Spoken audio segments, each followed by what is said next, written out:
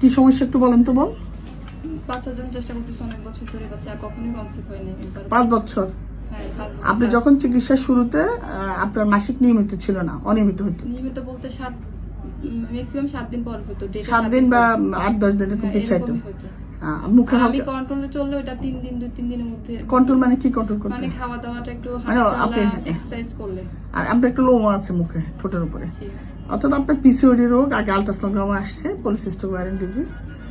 এবং আপনার কিন্তু চিকিৎসা হয়েছে, কি চিকিৎসা হয়েছে? আপনাকে ওভুলেশন ইনডাকশন পেয়েছেন। আপনার টিউব দেখা হয়ে গেছে টিউব HSG তে নর্মাল আসছে, হাজবেন্ডের সিমেন অ্যানালাইসিস নর্মাল, এবং ডিম আসার জন্য যে ওষুধ দেওয়া হয়েছে সেটাতে ডিমও আসছে। টোটাল কয় সাইকেল আপনার ওষুধ পেয়েছেন? 36 সাইকেলের বেশি এরকম 5 বছরে। আচ্ছা, কত হলো যে 36 সাইকেলের বেশি বাচ্চা আসতেছে না, টিউব ঠিক আছে, ঠিক আছে। এর মধ্যে মানে ও দূরে ছিল, মানে ওষুধ খাওয়ার পরও আমরা সাথে মিলামেশা তো সমস্যা ছিল। ওষুধ উনি কোথায় ছিল, আপনি কোথায় ছিলেন? আমি তখন চিটাগাং ছিলাম, উনি কক্সবাজার ছিলেন। তাহলে এত ওষুধ খেলেন কেন যদি দুজন দুই জায়গায় থাকেন? চেষ্টা করতো সপ্তাহে, কিন্তু সবসময় পেরে উঠতো না। আচ্ছা, যাই হোক, কথা হলো যে অনন্তকাল ধরে ওষুধ খাওয়া যাবে না, চিকিৎসার একটা প্রোটোকল আছে। 36 সাইকেল টু মাছ ওষুধ আছে দেখে, আর একই ওষুধ কিন্তু এমন না যে আপনারা অনেক রোগী আমাকে এসে প্রশ্ন করে, ম্যাডাম আমি আগে লেট্রোজল খাইছি, এখন আর খাবো না, আগে আমাকে এসসিজ ইঞ্জেকশন দিয়েছে, এখন আপনি একই ওষুধ কেন দিচ্ছেন? ওষুধ কিন্তু একই, বাট চিকিৎসার প্যাটার্ন চেঞ্জ করতে হবে। তো আপনি একই প্যাটার্নের চিকিৎসা নিয়েছেন, বাচ্চা আসে নাই, যদিও ডিম আসছে দেখা গেছে, তাহলে আমাকে রিথিঙ্কিং করতে হবে ঘটনাটা কি। রিথিঙ্কিং এর মধ্যে কি আছে? আমাদের চিকিৎসার যে প্রোটোকল, ইনফার্টিলিটির স্টেপ ওয়াইজ প্রোটোকল। প্রথম হলো আমরা বলি যে আপনি 1 বছর মেলামেশা করেন, মেলামেশা করার পর যদি কনসিভ না করে, তার পরবর্তী তখনই ডাক্তারের কাছে আপনার শরণাপন্ন হতে বলি। তো কি, এবং যদি কোনো প্রবলেম থাকে, যেমন অনেকে ঠিক মতো মেলামেশা করে না, যে আপনি বললেন আপনারা হাজবেন্ড আসতে পারে নাই, 10ম দিন থেকে 20তম দিন যাদের মাসিক রেগুলার, সেই সময়টা অন্তত সপ্তাহে 2 থেকে 3 দিন মেলামেশা করতে বলি। এই একটা চিকিৎসা।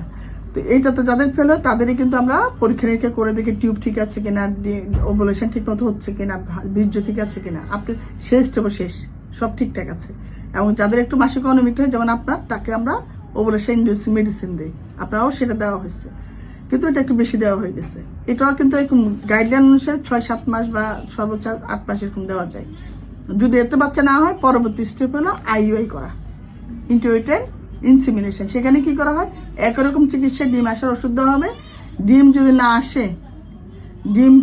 আসে, আসে কি আসে না, একটা TBS করে দেখবো IUI। দেখার পরে ডিম ফাটার টাইমে একটা এসিজ ইঞ্জেকশন দিয়ে একদম কারেক্ট টাইমে, যে টাইমে ডিম ফাটবে ওই টাইমে দুজনকে একটা ল্যাবে পাঠানো হয়।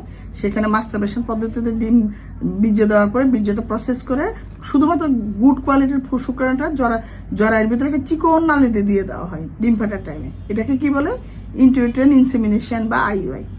এটা কিন্তু 4 থেকে 6 মাস আমরা করি চিকিৎসা। আপনি স্টেপে কন্টিনিউয়াসলি প্রথম স্টেপে করে যাচ্ছেন, রিপিটেডলি, সেকেন্ড স্টেপ আসেন না।